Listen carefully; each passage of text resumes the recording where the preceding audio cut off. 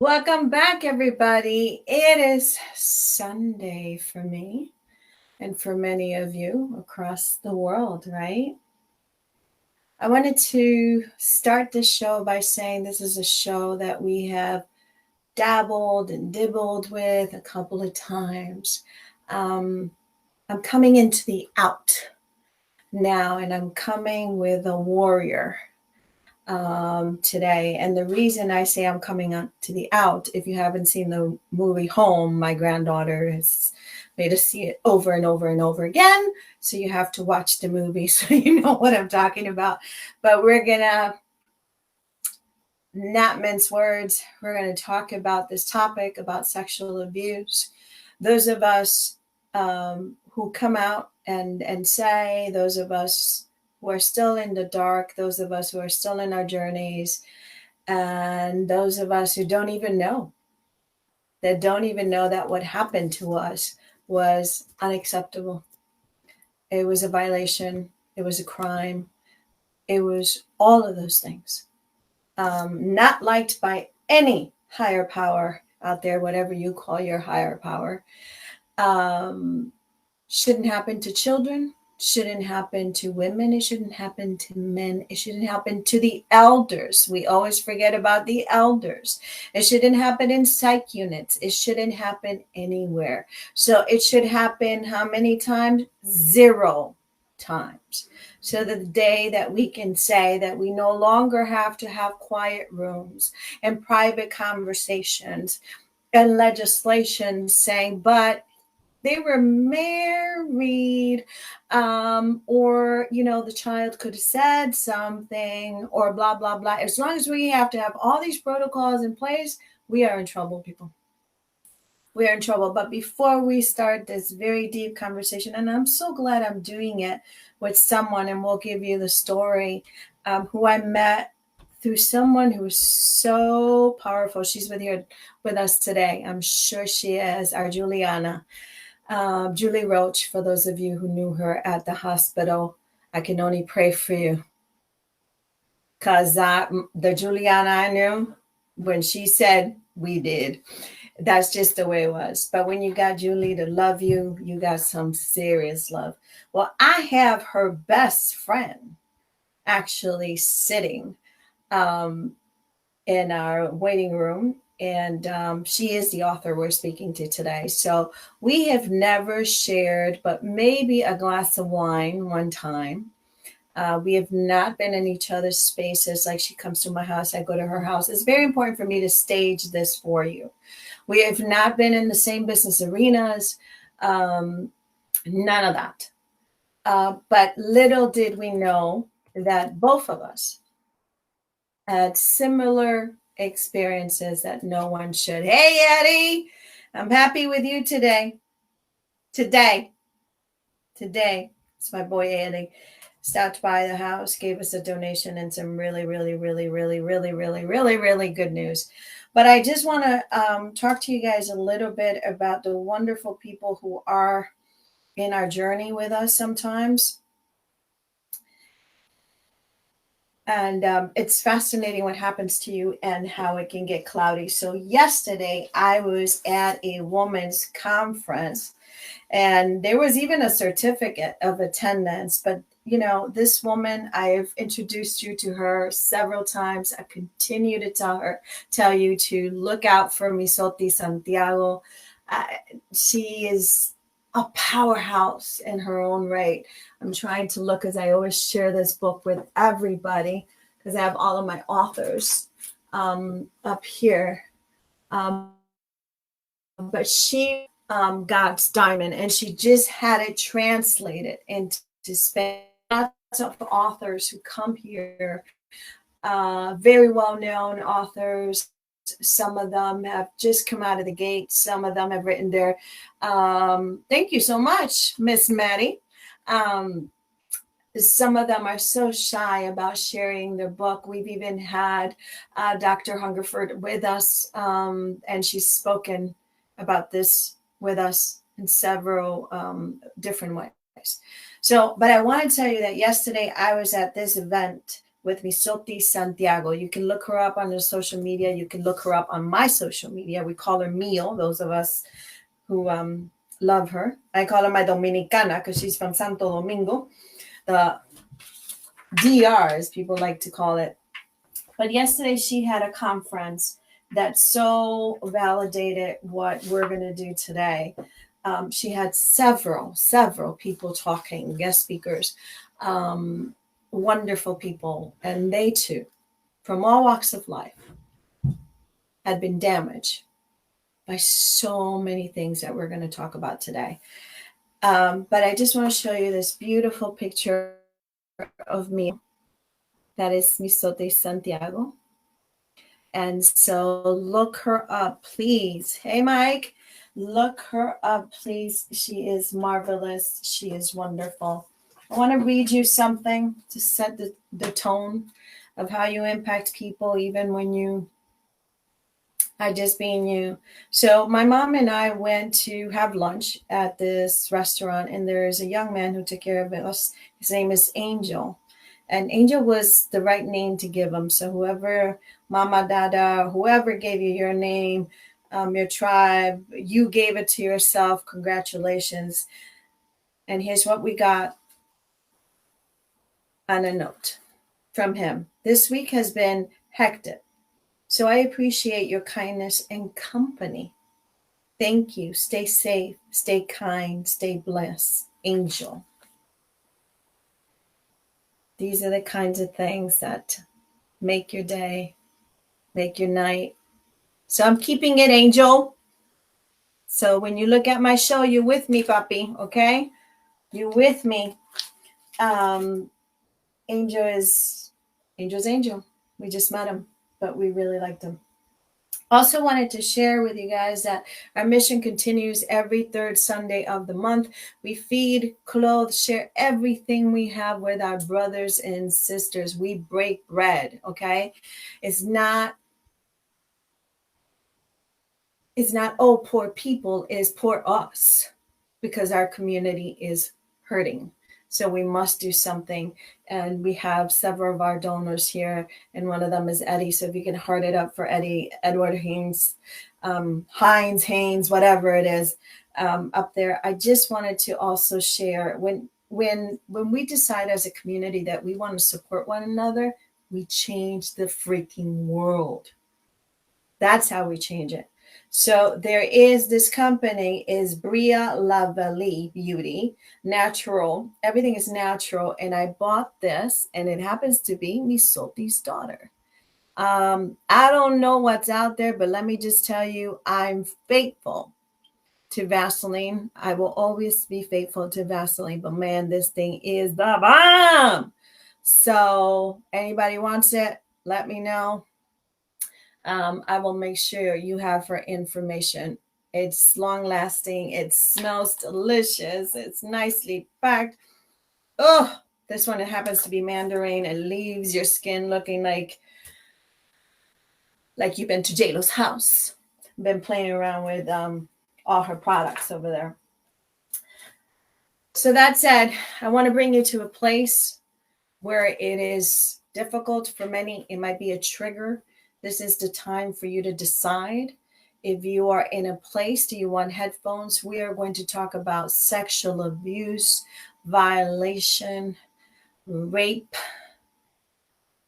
discouragement, what happens to us, the wounds, all of that. So if you have people around you that you don't want to hear this conversation, if you do not want to hear this conversation, if it's a trigger for you, if it's too big, too annoying, you don't believe it exists, you don't want to talk about it, you have minors around you that are not ready to hear this kind of stuff, this is your time to mute us, disconnect, find something else for those folks to do. Find a good movie that you want to watch, but it's not the time to be here, because we're going to get real.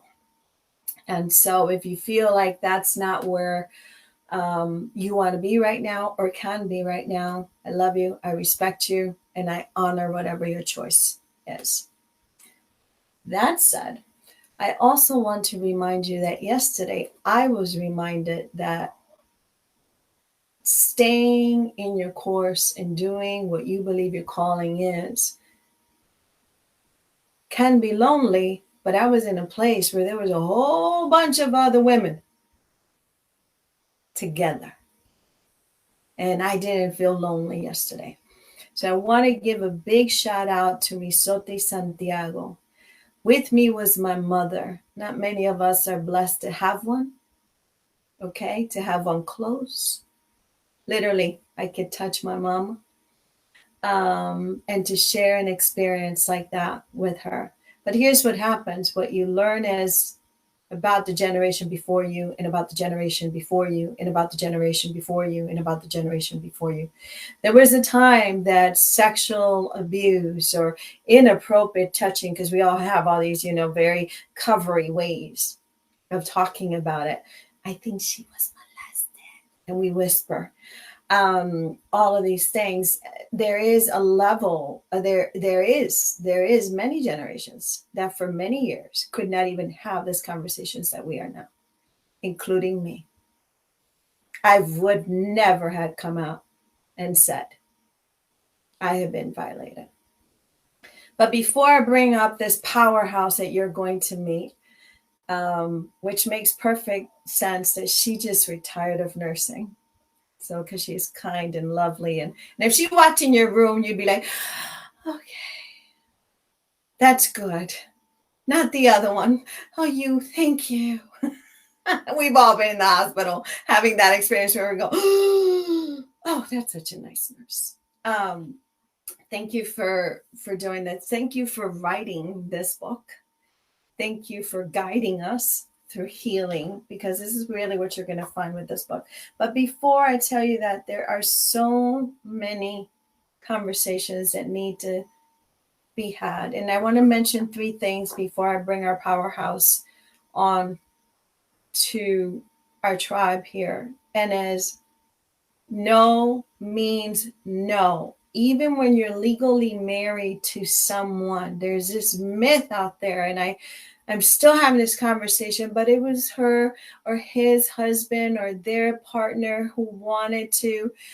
No means no in any shape or form. No means no, regardless of the relationship. No means no. And then there is another thing that worries me about it. I don't talk about this much, is about those who survive trauma like this, and then we never enjoy sex again. Never enjoy our bodies again. We decide that we are not worthy to even ask. Yes, I said sex. Never worthy of being touched again and loved again and do all these things, because we don't even know what that looks like. We don't even know what that looks like. And we are afraid to ask for it. And then there's the other one, when you ask for it and people tell you, so it is time for us to lift our voices, our inner voices, but healing has to happen before that happens. So with no further ado, I set the stage for you. So here it comes. With no further ado, I want to introduce you to the author of The Other Side of the Wall, Unbreakable. I've been posting it left or right. This is her art. Yeah, I hate her. She paints too. Oh, wait, that's not very nice, is it? But anyway, I hate her too. She can paint too. Yeah. So, yeah. Just like I can, of course, So I may just have to run to her house one day and say, let me do stuff. Teach me stuff. Because that's what we need to do. And her name is Kathleen, and I've been promoting this for a while, and she is coming on, and you'll see this face, and you tell me if you feel the same way I do. There she is! Hola, hola! Kathleen, how are you? I'm good. I was really nervous until I started listening to you talk, and I want to thank you for everything that you said. You shared so many of the feelings that I was having, and your introduction was beautiful. I love that Julie was with us. I felt that a lot today. I feel that every time I see you. Oh, And so I'm a lot more relaxed than I was 10 minutes ago. And thank you so so much for inviting me here today. no, it's totally my honor. I just I want you to know that you'll see on your screen, you will never be as quick as you want to be. So I will read some of them for you. People send love all the time. They say the nicest things. So I will keep you up with that. So here's my mom. Aw. Elsie, who's, great supporter. Here's our boy Eddie. Here's our boy Eddie. Here is someone I will give my heart and sun and the moon, my granddaughter, who's 15 years old. And there you see the nanny, who also does shows with me. Here you see Mike Newman, great supporter, a brother of ours. I just want you to know who's with you thus far. And here you see my right hand. Juanita is what I call her, Wanda Allers. There she is with her husband, Louis. Our husbands happen to have the same name. So we have some folks with you, and the comments will come up, and I will share them with you. Kathleen, before I start highlighting things from the book, that I'll be honest with you, this type of book helps you heal, but you want to throw it across the room. Does that make sense? Yes, because I wrote it, and the condition of my book is like so tattered and torn. So I've thrown it a couple times myself. Because the fact that things like this are happening, you want to throw it across the room, and there's triggers. There is lots of triggers in here for me, so I had to be very brave this week. I'll be honest with all of you, this is not your fault, Kathleen. We had this conversation. I have to be really honest with you. It just opened the freaking door to all of these emotions that you have said to yourself, I'm good, I'm done. None of that got to do with me anymore. No more. I'm a survivor. And what does that really do? Now, there's something really interesting in your book before you explain to us why but I want you to help me with this. You do not like the term sexual abuse. Right. Tell us the term you like. The one you prefer. Sexual assault, rape. I'm just going to call it what it was. Sexual abuse. She froze for us. So here we go. Ugly. And it was rape. I've always felt like the world thinks about sexual abuse, sexual molestation on a lower level than what it really is. It's rape, it's sexual assault, and should be treated as such. So yes, those words seem a little lame to what I went through in my very young life. And Kathleen, when does, before we go into this beautiful little girl, this picture, just this is Kathleen and her innocence.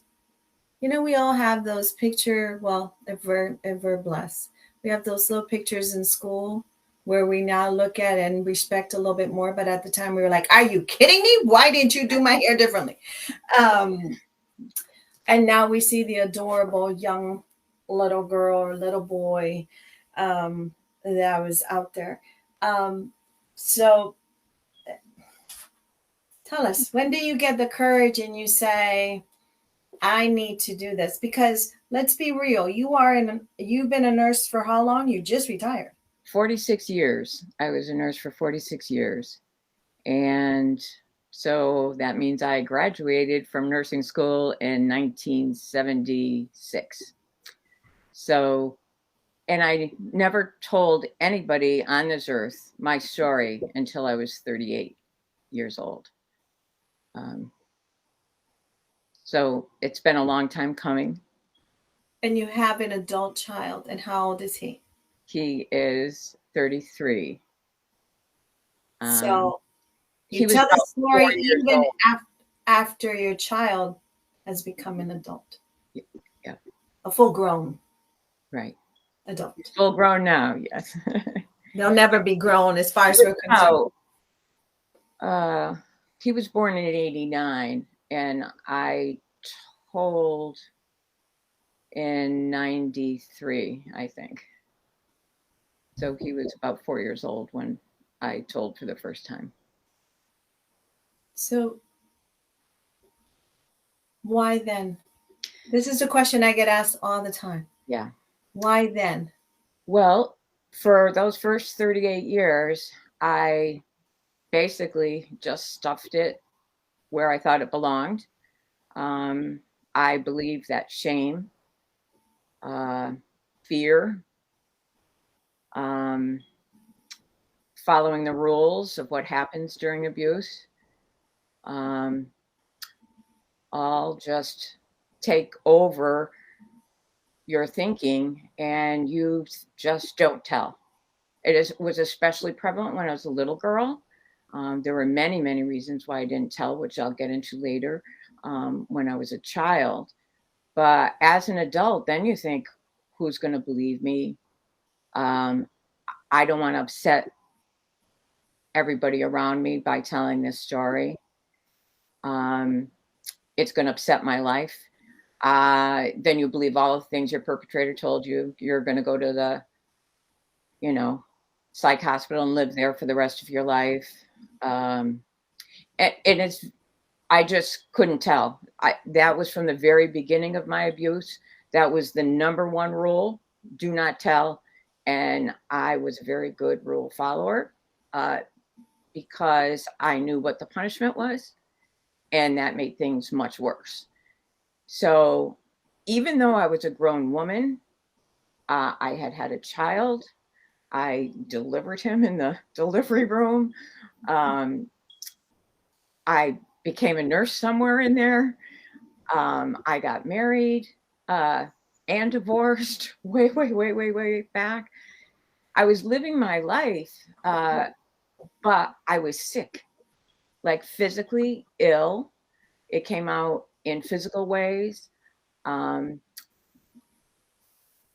I did a lot of things not to tell and to keep my secret.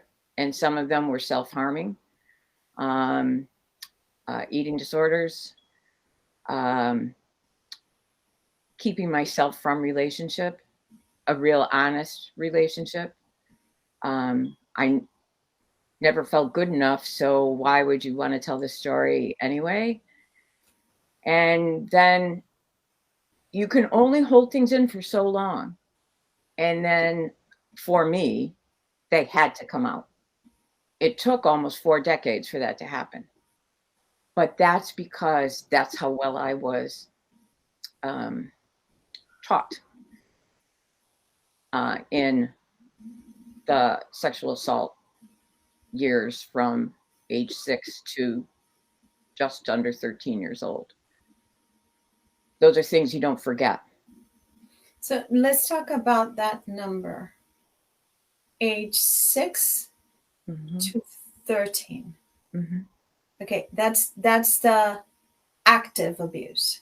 Mm-hmm. Yes. I just want people to know that there is the physical abuse, but as you heard, Kathleen, and if I misspeak, please correct me. Yeah.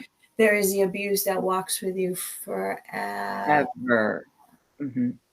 which is, I've heard people say, oh, he or she are damaged goods. And that, and Yeah. that always just, Yeah. it just, I don't know. It's like putting salt on a wound. Right. For me, being a nurse, you are the shelter of so many people. And I want to call you the shelter Mm. of so many Beautiful people word. because when we come to you, we never come in our best form. Nobody goes into the hospital in their best form, right? Right.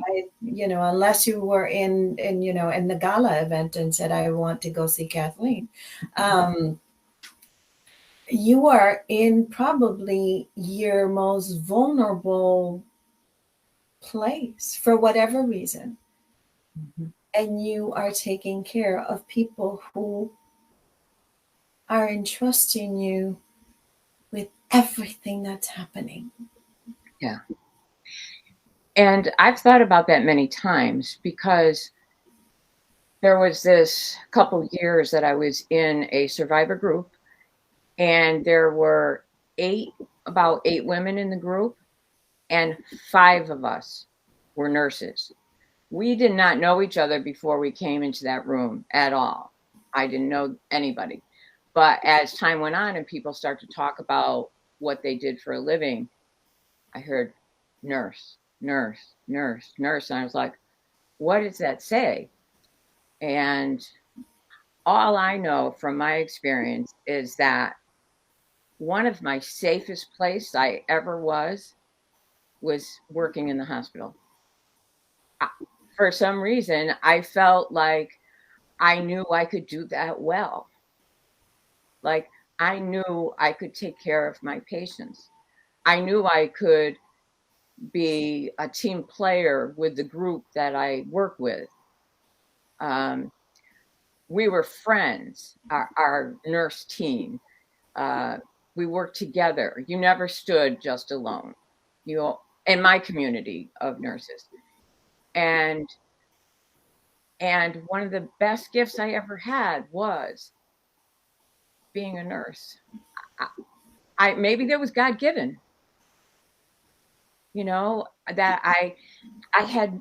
Sometimes I feel like as I went through therapy, like I have great compassion, and I don't say that in kind of a bragging way, uh, but I know that's a big part of me, and I think part of that may come from the compassion I have had first for other survivors, and then finally having compassion for my own self and my own little girl in me. And the compassion felt as tiring as it was sometimes, it felt like it came naturally. And you got to be present for birth, and you got to be present for death, and with all the same emotions that everybody else has. But your presence, it was just about a presence of being there, supporting. And I think it might have been something that I really wanted for myself. Now, I came from a wonderful family who totally loved me. They were not my perpetrators. Uh, I saw compassion. I saw love every day of my life. And so I guess I learned that there too. But I think, I hate to say because of what happened to me when I was little, but it did happen to me when I was little. And I am who I am today because of many things. My family, the hard work I did to survive and to make it to age 67, and to And she looked great, y'all. I mean, like, let's walk into her closet. 67 looks like that. I'm sure Mike feels the same way. Mike is her husband, by the way. yes, I think he's watching downstairs. I'd be surprised if he didn't. But when I think about nursing, and I've only been retired for about 3 weeks or 4 weeks maybe, I have had time to think about that. And the compassion comes from a lot of things. And maybe it's because I have compassion for people that were hurt or want to help somebody who's been through the same thing. I don't know. It's given me so much. Nursing has given me more than I can possibly say, or that I think I even gave out in my whole life. Like, as I gave as a nurse, and this always makes me emotional, I felt I received so much. And like that was just this gift that came with the giving. I think I even have a chapter that's named that. The gift of giving, I think is the name of the chapter. Yeah. Thank you for mentioning that. I I'm so glad because you took away five of my questions, which is beautiful. No, I love it when the guest is able to do that because it's so natural and so organic. The first place that we all go, because research and data has proven over and over again that we most likely know the perpetrator, and the perpetrator, the abuser, the violator, first of all, is not only men. Mhm. I keep saying this to people all the time, and they keep looking at me. What? I'm like, yes, it's not only men. True. Um, so the research continues to point at the fact that is someone you know. That doesn't necessarily mean someone you biologically are connected to, if you will. And you did a great job with that in acknowledging that, you had a home where people loved you and wanted you and and loved your presence. And so I can only imagine how much harder that must have been for the 6 year old to bring any pain into that. Mm-hmm. But as you read her book, one of the things for me is I wanted to open every garage in Bristol. I Mm-hmm. live in Bristol. Mm-hmm. For those of you who don't know, I'm part of the Greater Hartford um, area. Many of us forget that Bristol is part of the Greater Hartford area. And because some of the things that happen when a garage closes. And I hear this from people all the time. My kids are safe here. My kids are, oh, I know this one, such and such and such and such. And I'm not trying to inject distrust, but I'm trying to elevate trust. Mm-hmm. Okay. I'm not trying to bring paranoia. I'm trying to bring us to a place where we can know ya. Mm-hmm. Okay. Just an Know ya. awareness. Be aware, talking about things like this. Now, in your book, and I'll let you explain the garage yourself because no one can do it like you, but there is a part where you are watching children going into, I'm going to call it biblical studies, right? Some people call it catechism. Some people call it, religious, education. Some people call it, spiritual development, whatever you may call it. You stop and you put yourself in a position of sending this healing their way. Mm-hmm. That's how big this has been in your life. Yeah. You're looking at angels. It's like you're looking at little angels and hoping their wings are never damaged, clipped, hurt. Yeah. Happens once a year. There's a first communion every year in May at most Catholic churches in our area. And my sexual assaults began shortly after I made my first Holy Communion. And as I describe in the book, you're wearing white, you have a veil, you've been to confession to tell your little sins. And that was really one of the most memorable days that I have in my childhood because I don't remember a lot about my childhood anymore. Well, I had pictures of that. And so that was a wonderful day. And You describe your shoes and your socks. That's how present you were. huh? You described your shoes and your socks. Oh, yes, I had patent leather shoes. I had a little veil and I had my rosary beads, which I didn't have them yet. They were given to me after I made my first communion, which I'm looking at them right across here on the bureau. I still have them. And they look like little diamonds. And my grandmother taught me how to say the rosary. And so I've always been a rosary girl. But every year in May, there's a first communion. And I run, I walk, and it's usually on a Saturday. And you'll see all the cars in the church parking lot, and I'm like, gee, I wonder what's going on. It's a Saturday. And then you see them in their little white dresses, and the little boys with their little white shorts and their ties and all of that. And it's always a moment for me. It's actually a triggering moment for me. So I usually cry when I see it, but I watch, because to me it's a beautiful moment, and I pray that they don't then have to endure what I endured, and I bless them with happiness, you know. So Lily Sin Barreras has never been a show about religion. I don't think. I think Kathleen, I probably feels the same way I do. Is about a love greater than us. We Mm-hmm. all practice the way we find ourselves Yeah. in connection with the higher power. This is very important for us to clarify that is happening in all community of faith, and this is what's happening: silence. Mm-hmm. Number one killer is silence. We have hierarchies.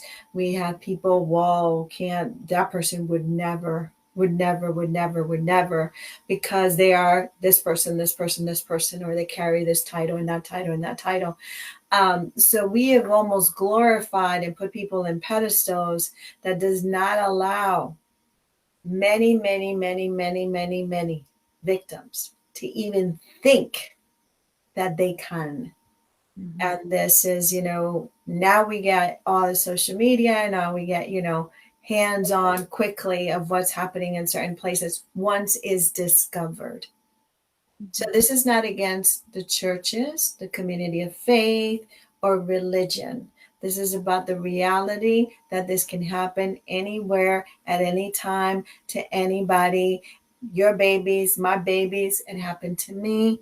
And it walks with you forever. Kathleen, before I really want you to tell in your words your story, because I have notes of everywhere. But again, I want to open every freaking garage. So I think I'm gonna have to. I got like PTSD. Like, so I like literally want to open every garage. Tell me why I want to open every garage, Kathleen. So help us with the story. Which Okay. should not be a story, because your story's not over. This is No, your journey. Your story's not over. right. My story just gets better Mm, for me. yes, good. So what happened was something very innocent. Um, one of the older girls in my neighborhood, uh, I was 6, she was, I don't know, maybe 14, 15, um, came over and to talk to me, and she just invited me to come to their house, their garage, and they were going to be having auditions for this neighborhood play.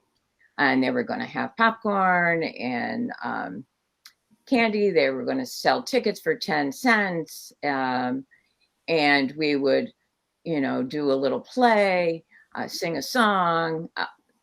We were just going to have a play, is what they said. And I thought, wow, the big kids are asking me to do something. And I thought, oh my God, she just walks on water. And, I was really grateful. So she said, but I said, well, I'll have to ask my mother. And she said, no, this is going to be a big secret in the neighborhood. And then we're just going to surprise everybody on a Saturday, and we're going to have this play. And I said, okay, I can keep a secret. And then I thought, well, now she trusts me, so that's even better, right? And now we have this thing. And so she said, okay, come on next Monday at 10 o'clock to the garage, um, which was a few doors down, and uh, and you can have a tryout. And I said, okay. I didn't even ask, what do I have to do? What does a 6-year-old do? And so I did walk over the wall that was between my yard and theirs. And that's where the name came from. the other side of the wall. And I went to the garage. I knocked on the door, and there was a side door, and there was something covering all the windows of the garage, the big garage door, and there were curtains on the little door. So I thought that was all a little weird. We didn't have a garage in our yard, but I thought cars went in the garage. Um, anyway, I went in, and as soon as I got there, they asked me if I wanted some soda. And I don't drink soda, but I was like, okay, I'll drink the soda. And so I had some. And then I noticed that there was a curtain sort of in a corner, hanging in a corner. And I thought that was a little unusual too, but what do I know? I never had a garage. And then her older brother, who was probably about 18 at the time, and there was one other person there also, and he started, anyway, Daryl is the name I used in the book for my perpetrator, and he started giving orders, and he told me, I'm not going to go into much detail for those of you that this might be triggering for, but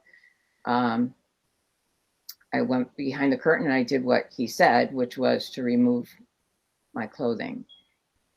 And then I had to come out, and Deborah is the name that I gave his sister. She was helping me because I'm crying. I'm like, no way am I going to do this. I have private parts. My mother had already told me about those things. And, but I did what he said because he was yelling and told me he would hurt me. And he had this big stick right from the beginning, and he would poke me with it, which was the beginning of his threats. And so I did what he said, and that's when the bad touching began. And right from the very beginning, I might as well say this right off, is where they started taking pictures. That's what the other person was there for, which is what made me maintain my silence forever until I was 38. Because he said that if I ever told about any of this, and this was just day one, that he would take those Insta pictures or whatever they were, and he would put them in the mail and send them to my parents. And then they would hate me, and all the other horrible threats that he could possibly make, and that he would hurt them and my family. I had a little brother, 2 little brothers actually, and he made threats on them constantly throughout these years. But that's how it began. And my assignment was to come back every Monday at 10 o'clock. And there were certain rules I had to follow each time. And each visit to that garage just got worse and worse and worse. And all that is written out in the book. But it's written in the first person. The little girl part of me writes the whole first part of the book because she tells it best. I could never have written this book without my little children inside using me as a vessel, basically, to write that part of the book. I could never rewrite the first half of that book. I know the story, but I couldn't have told it the way they tell it.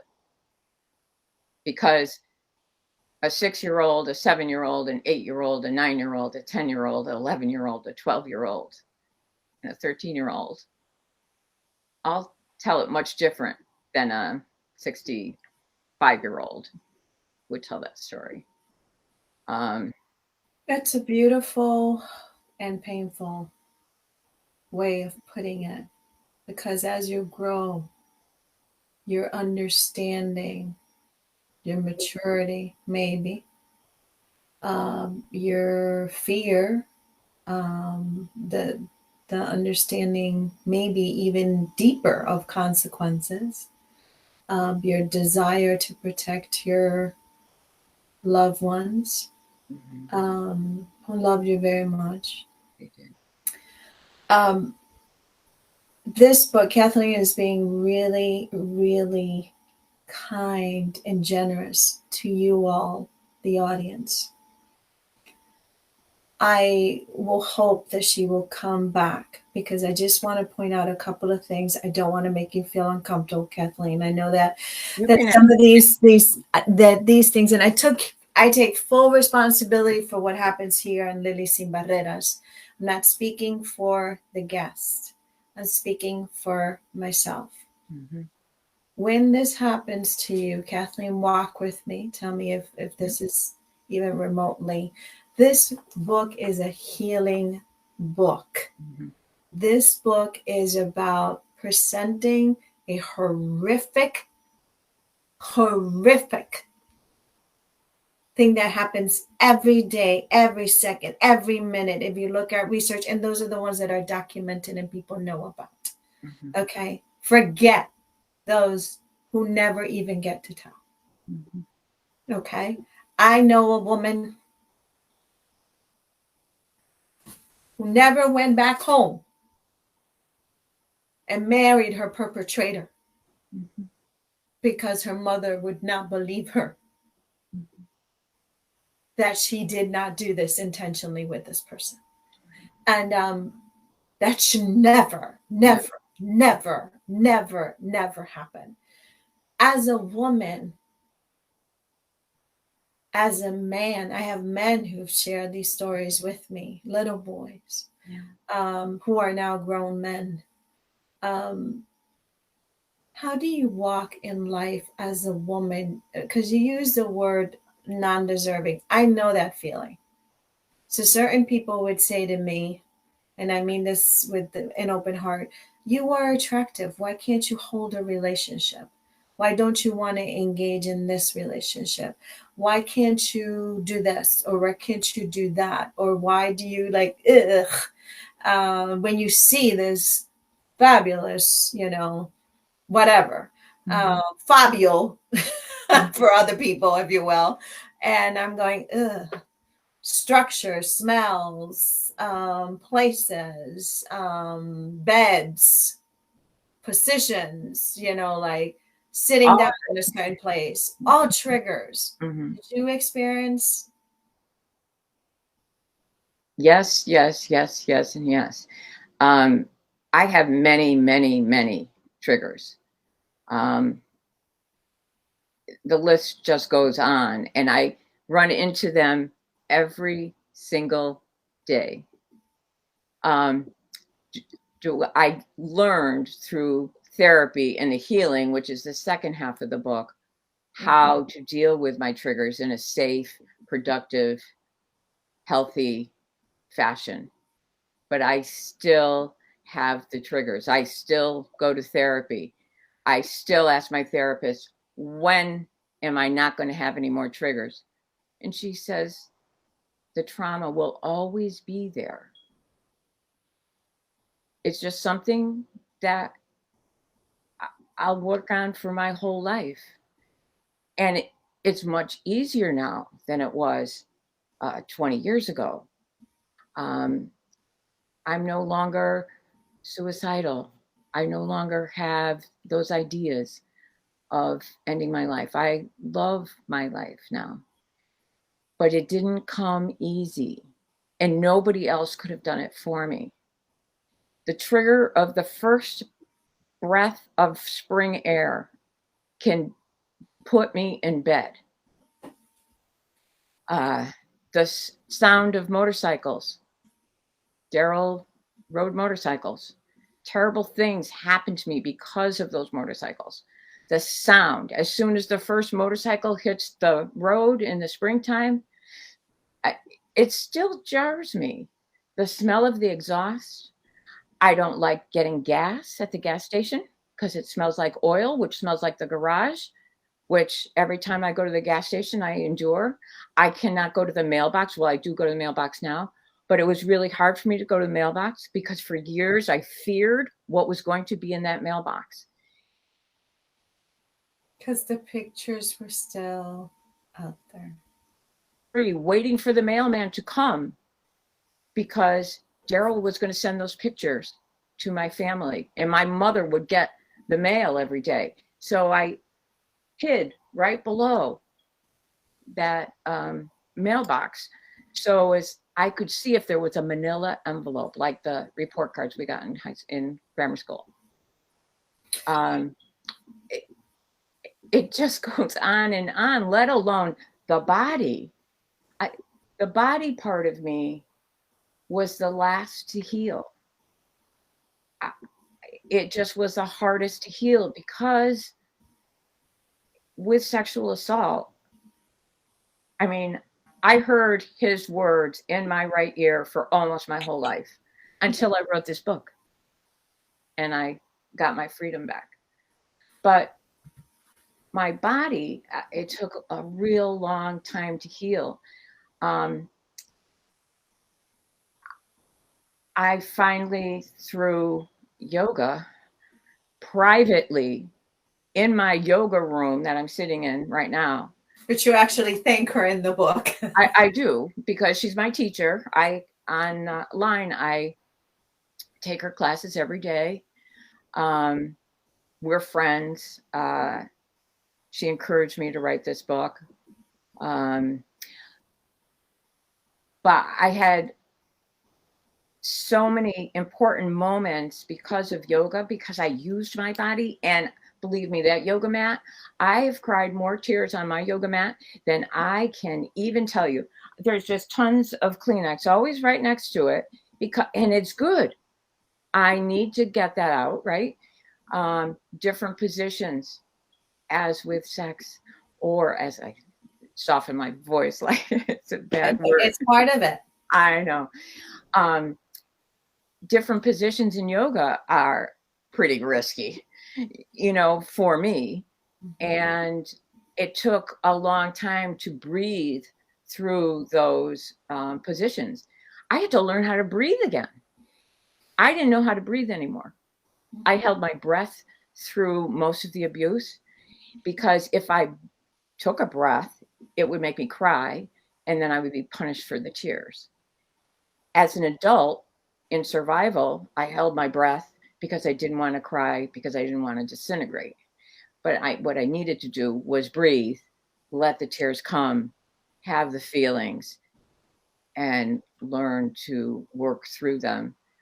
And now, and this happened maybe a year after I started yoga, there's a mirror like right in front of me.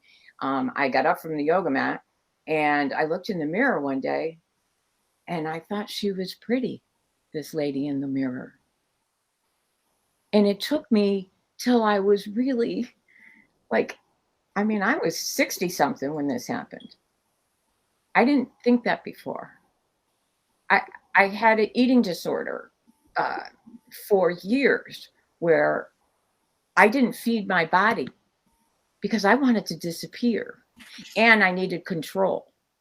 So I could control from this day forward, right, what goes in this mouth. And so it was string beans and cigarettes, and green beans are good, but not if that's your only food product, So, there were so many things. I injured my skin because I hated my skin. I never felt clean. These are all things that sexual assault does to your person. And for me, it really was such a body thing. Besides the fact that I felt powerless, hopeless, fearful, wanting to disappear, hiding in closets. I still sleep with a teddy bear. And, my husband just knew that we came in a pair, because that's comfort to the children inside of me. So that was just a tool. This book, if you want it today, instead of a prize, we usually give $50 to $100. I am going to give away 3 of them. If you want them, all you have to do, I know we're coming close to an hour, but I need Kathleen for a little bit longer if you don't mind, Kathleen. I know I only scheduled you. I have Um, no idea what time it is. Doesn't matter. but you have every opportunity to, right here, right now, if you want it for your sister, your cousin, I have 3 of them for you. If you want to just read it because you don't want to ever um, be so detached to what's happening to so many people. And also, if you want to learn how to be part of the healing for others, it is sometimes we are afraid of hard stories without knowing that is the brave women like Kathleen, like Carmen Santiago, like Misotis Santiago, like Deborah Carbona, like so many other women who we've had here who are screaming to you, you are going to be on the other side of the wall. Because you're unbreakable. Because you're unbreakable. So instead of giving out cash, I want to use it, and this is an administrative decision, so you can be mad at me too. Kathleen has nothing to do with it. She didn't know any about it. She's just like, but I do want to make that offer for those of you, if you write something here and let me know that you want it. I think it's so important that you take a book like this, but I guarantee you is not, and I never bring an author, and this is personal for me, that it's one of those poppy books, and that they don't become a resource for you. I think that if you have the blessing of not being raped out of your innocence, or your no, raped out of your no, your no, um, you have a right to say no. And there are consequences that come with that, but it's terrifying. And the consequences for so many of us seem to be so high, and they are high. Mm-hmm. They are high. So I want to invite you, Kathleen, so we can have, for anybody who would like to, we can have a private discussion, which we can do like this. Mm-hmm. And Kathleen can help us go through this. But what I wanted to share with everybody is that when I wrote the book, and I want to clarify this, throwing it across the room, it was kind of like the little girl in me saying, what the? Yeah. No, no, no, no, no, no. And I almost wanted to run to this little sister of mine with red hair and take her out of there and say, no, no, no, you and me, we're going to run. Don't know where we were running, but we were going to run. Mm-hmm. And the visual of closed garages, this whole entire week and a half, reading your book, I would look at garages. So triggers for me, for people who are saying, okay, we heard Kathleen, for me is hot. I don't like to be sweaty. I don't not like to be hot. It is a trigger. It makes me angry because sweat had something to do with it for me. I do not, my body reacts to heat. I do not like to be hot.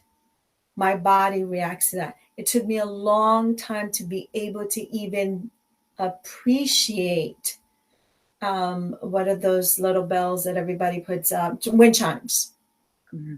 I would get panic attacks every time. I didn't know it was a panic attack. I just was like, take those goddamn things off. How unneighborly of you to have these goddamn noisy things. Mm-hmm. So it was going through therapy that I realized that it was not those things.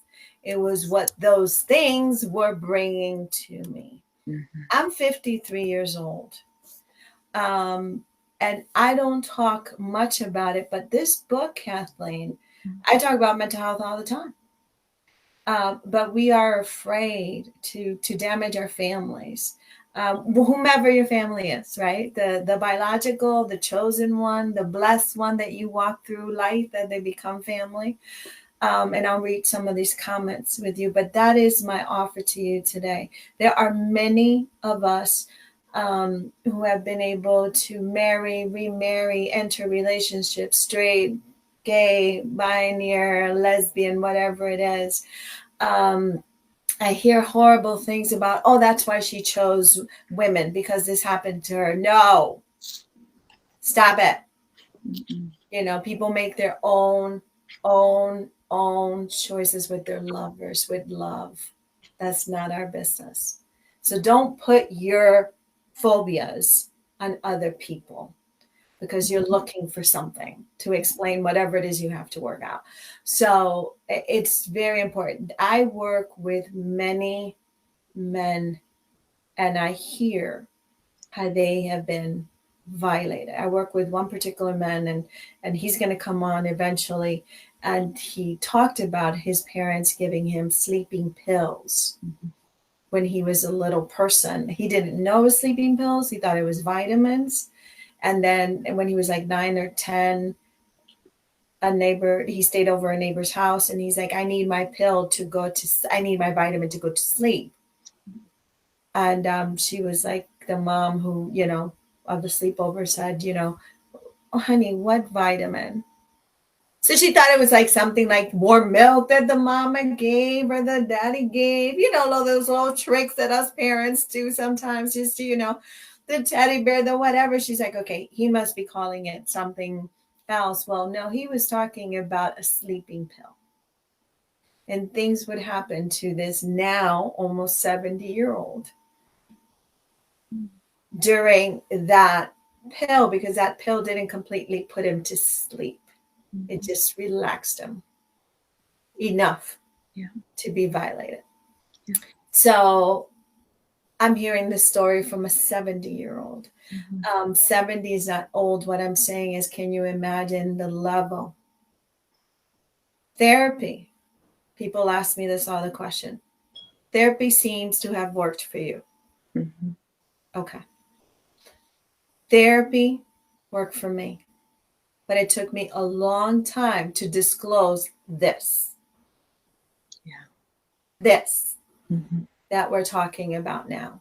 So I could do other stuff, I think.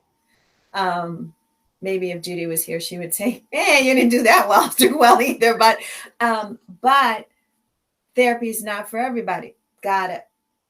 They're holistic groups. There's spiritual experiences that you can have. There are walks. There's support groups that you can go to. Talk to people. We have, sexual assault line. People are always afraid.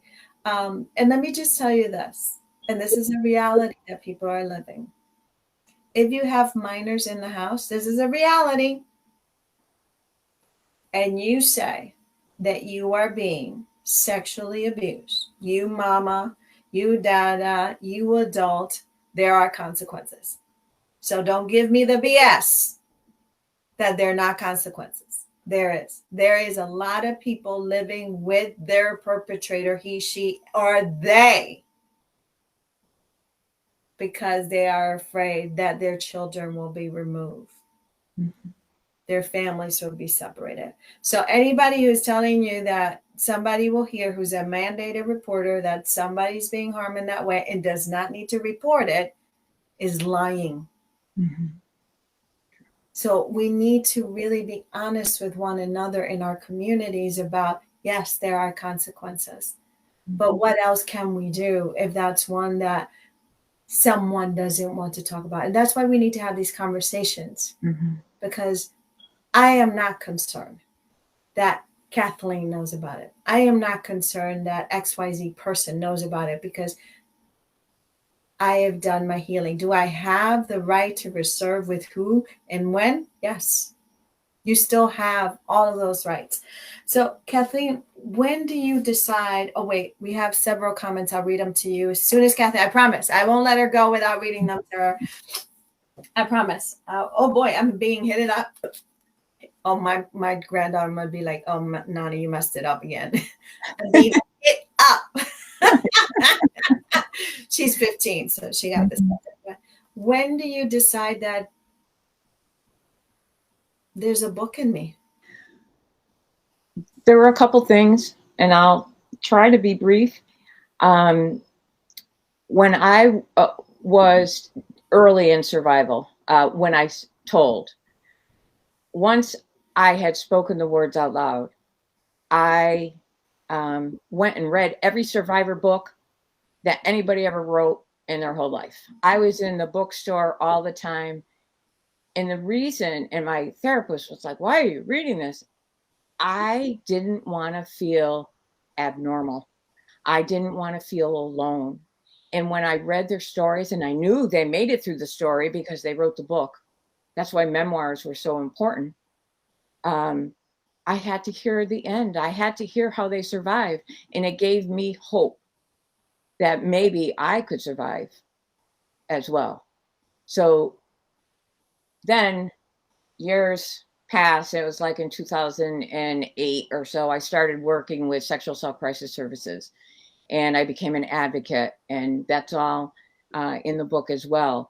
But I also spoke as Oh no. I would tell this story. And after the class was over, people would come and say, especially like the people that work there, you really should write a book. And I said, I can't write a book. I'm dyslexic, for one thing. But in the back of my mind, I've been keeping journals since I was a child. And I have probably 45 large journals, cover to cover, which helped me survive. The journaling really was beneficial in my healing. And so at least I knew I could write something. And then one day in 2015, in the fall, and this is in the forward in the book, my husband brought me his iPad, and it was a music video of Lady Gaga's. And the song was Till It Happens to You. And so I put my earbuds in and I listened to this song and just sobbed as I watched the video of these young girls that were hurt, and the music and the power in her voice. I knew that this had happened to her. It had to have, because nobody could sing it like that. And I felt on that day that if she can sing this song and admit to the whole world that this had happened to her, I'm going to try and write my story. The next day, we got a new computer. And that's when it started. It was written in pink, in all these different fonts, all these different colors. I had no idea what I was doing, but I put my fingers to the keyboard. And that was in 2015. And the book came out in 2021 in March. So it took a long time. I wrote it on weekends. I wrote it late in the night. Oh my God, I forgot to talk about that. And I would go downstairs to the computer and write for an hour, go back to bed. And then it got really scary when it was really becoming a book and someone was actually helping me turn it into a book. Publishers didn't want the book because it was a well-written book, but we're not sure we want the topic.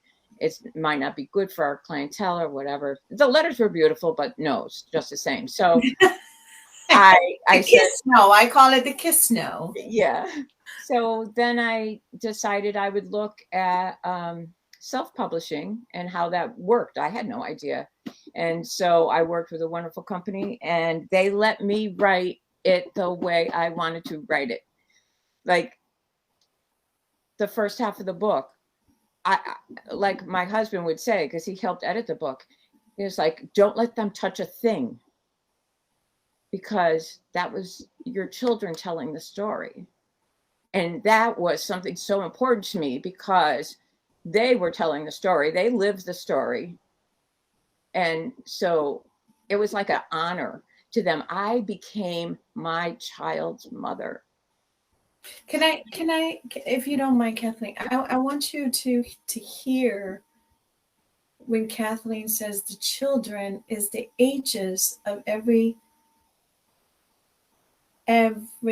age that you are going through this violation, this rape, this terrible, violent. It's not the same at 6 as it is at 7, as it is at 8, as it is at 9. Now, can I blow up Mike's spot for 30 seconds and say, what kind of love and intimacy emotionally do you guys have reached? Congratulations, bravo, that you can sit down with this man who I actually know loves you very much. Can't say hi to him without your name coming out somehow, some way.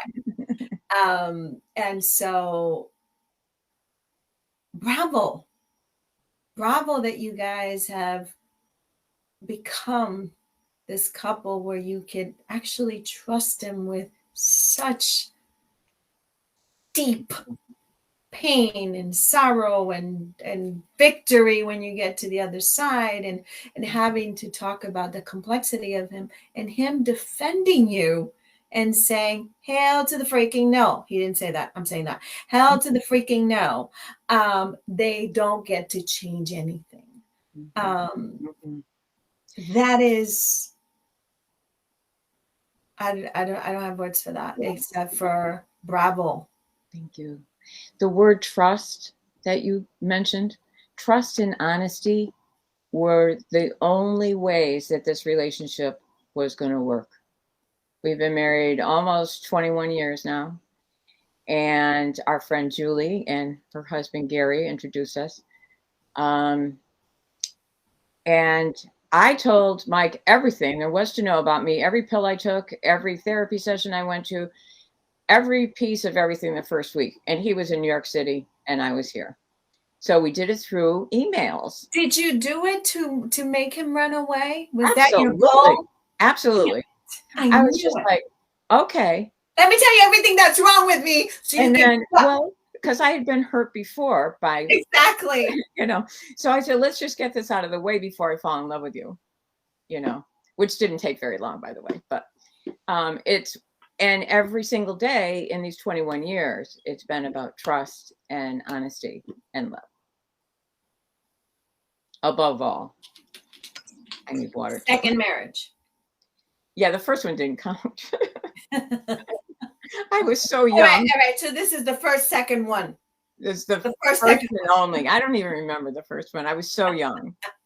And I expected that I'd be in a relationship that was abusive and had to get out of that relationship. That's something I didn't talk about in the book, but that's like the other 500 pages, right? Maybe you have another book in you. So before, this has been a longer show than we do usual. We've had some laughter, and we have to sometimes. Otherwise, Kathleen reminded me on the phone the other day. She's like, "Girl, otherwise, things just get so." We are going to. This is so important to me that I want to bring. I'm just committing my sisters because that's just how I do. I want to bring in Mio. I want to bring in Carmencita Cotto, and I would love to have a session in which we can all talk about this, and it will be private. And, all the legalities of it will be done so everybody can be as protected as we can. Our lawyers can do that, to make sure that is taken care of. But I think every author that has the bravery of putting something like this together, the same way you were trying to look for how do they got to the other side. Yeah. Some of us are looking for that. So I am so grateful that you've written this book, but I feel that I'm cheating the audience. I'm cheating people by not having a private. And what I mean with private is people will sign up, and we'll do all of that, and it'll be 2 hours and people can ask questions and we can exchange stories or not. It's okay to not. Yeah, I would love to. But we need to protect. So those who want the book, you know how to reach me. There will be 3 of them. You cannot have this one. I know. Everybody who knows me knows that. You cannot have this one. There in the book, Kathleen, you talk about, and we won't discuss it, but I want you guys to think about this all the time. And I mean all the time. When we are voting, when we are walking down the street, when someone tells you their story, honor their freaking story. It is not yours to tear apart. It is not yours to question. It is not yours to color differently. Well, maybe it wasn't so bad. Well, maybe you misunderstood. Or there are no maybes. There are no maybes. So we must honor everybody's story as they trust in you. And people are responsible for the story they tell you, not you. And so everybody is always saying to me, well, Lily, in the work that you do, don't you worry people are lying to you? I'm like, no, that's not mine. That is not mine. That is their story. So I just want to read you a couple of comments. And then, Lydia, too, yes, there's one little quote that I want to read you before please, you read it first before I read the comments, because that may change This is not my quote. This is Rose Kennedy's quote. Oh, Rose Kennedy. Okay. It has been said, time heals all wounds. I do not agree. The wounds remain. In time, the mind, protecting its sanity, covers them with scar tissue, and the pain lessens, but it is never gone.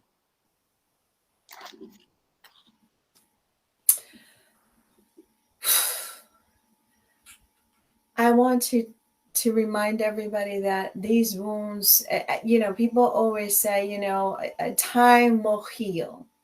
And I think what time does for me and for many others that I talk to is it teaches us, if we can and we are able to and can afford to. That's the other thing. There's money involved in some of these things. So that's why we have to create forums where we remove that for people. What you do is you learn strategies, coping skills, how to navigate, but you still have bad days. Yeah. You still have days where you're crying, you're going, are you kidding me? Are you freaking kidding me? Really? This is, hi, Simon. This is really what's happening. Really, the PTSD. I know that there's certain sounds that when I hear, there's certain movies that I know something is going to take place. And one day I may be able to see it, but another day I can't. And someone will say, but you saw this movie already. I'm like, but I was in a different place. Today's not a good day. I was like, not today. Yeah, not today. It's not going to happen today. So I want to thank everybody who's with us here before. I want to thank my mother for her support. I want to thank my husband for his support. Eddie, we love you.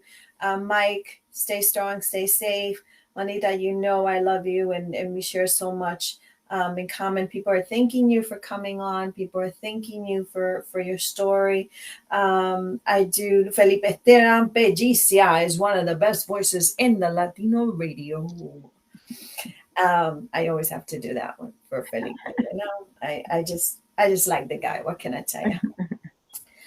We happened to work together there for a little bit, so I really enjoyed the time we worked. But he does have one of those voices, Michael Newman shares something which I find very brave, so I just want to share it with you, okay? Because we all are very brave just by staying here, right? Just by having this conversation, just by listening, we're brave. Thank you for your openness and your willingness to share with others. I too can relate to the triggers still, but I've learned that being open and taking and letting it out, and letting it out, it's helping me to get better in dealing with the trauma. You're talking about a man. You are a real inspiration, turning something so ugly, he uses the word ugly, into something so beautiful. Thank you, Michael. That was beautiful. Okay. There is Janice Varnigas. Janice says, Kathleen, you definitely look like a nurse. I mean that with respect. I too, the same way as Lily, would feel at peace if you walked into my room. However, I am angry that the woman who would take care of me and make me feel so safe was feeling so much pain and so unsafe. Mm. Thank you. I too suffer of PTSD. Jacqueline. I too lose sleep at night. I too find that I cannot continue with this pain. Now that I hear you, Miss Kathleen, I feel that Lily, I definitely want the book. And B, how do I reach out to Kathleen? Um, Kathleen's information is in the book. I will let Kathleen decide how she wants to interact with people. Um, so People have reached out to me via Facebook Messenger. I can accept or not accept. And after the book came out, I did a lot of responding. So, Jacqueline, you can just type in my name. So I want to thank you for trusting me to have this conversation with you. Um, there are no words. Your bravery is one that I hope one day I will have myself. Mine is more about the mental health and how it at 42, then all of a sudden you're like, what? Everything blew up. How did that happen? Yeah. We had everything under control. Everything is under We had control. nothing under control. What? I learned that the hard way, but Yeah. I really want to, like, from the bottom of my heart, thank you. Gracias. Thank you. Namaste. Truly, truly, truly thank you. For all of you who are interested in the book, please you can find it on Amazon. You can reach out to us. I will make sure that you have a link to get it. My team will get it to you. Those 3 books are still available. I can't leave without sharing this one with you, Kathleen. And it's on Amazon, and it's at a really good price right now. Really good price. So, and if money ever becomes the yeah. reason why you don't, this is Lily, why you are not getting a resource, let's find a way to make that happen. I could help you with that too, Lydia. Right. So if money is really the, spending, because $1 is a lot when you don't have it, a quarter is a lot when you don't have it. I say that to people. But I want to share this with you, and you will be able to see some of them, and because some of them I get privately, some of them are public, and so on and so forth. And Samad Cruz says publicly, I'm suffering from PTSD, and this condition is so challenging. But now I can see that I'm not the only one. Thanks for sharing. Now you encourage me to become better. Now, I'm going to yell at Salman in front of everybody, because Salman, you are one of the warriors. That red hair that you see there, she's on fire. And we love you. And we love you for who you are and what you choose to do for a living. And you keep going, because I know you and I know what you have to offer. And we have punched fences together. So we know. We all need inspiration. We all need those places where we can go to. Hopefully one day this will never need to be a conversation. That's my prayer, that no child. And when you think about sexual abuse, violation, rape, women laying in bed pretending they just want it to be over, even in their marriages and their love relationships or whatever, please be aware that with your voices we get closer and closer to becoming not an echo, a choir that people can shut down. You know, we cannot be shut down. Women, men, children, and stop thinking only that it happens to children. Mm. We work with a lot of grown women. Okay. And I'll leave you with this. It is my honor to have you, Kathleen. Thank Mike for me. I will. Thank him for all of us for allowing you to feel safe and loved and be the creator that you are. Because when a happy person is out there with another happy person, guess what happens? There's blooming in someone's garden. And so we are receiving the blessings of that blooming. I know that I'm going to see you very soon and that you're going to be back. How did you feel? Tell us how you felt. This was wonderful. I've done a couple podcasts. This I loved so much. I love the communication with you. I love the interaction with the people that you shared, their comments. I felt so comfortable. I love you. And I look forward to talking more with you and just in friendship. And I will always be there for you, always. This was wonderful. Good night, everybody. I will see you next Sunday. Pick up this book. Give it as a gift. Take it into your community of faith. Sit down outside in the garden and have yourself a good read. Talk to your children. Teach them what is a big no-no. Tell them that they are safe with you. Talk to your wives, to your cousins, you never know. You never know. No is no. And abusing the innocence of anybody, because it's not only a child. Right. Okay. Abusing their innocence or using your power to disempower them makes you evil. Right. I ain't God, I ain't want to judge, but I'm not as a good a Christian as others. It just makes you evil. So good night. Hope to see you next Sunday, and we'll see you on Café con Lily tomorrow. Buenas noches. Good night.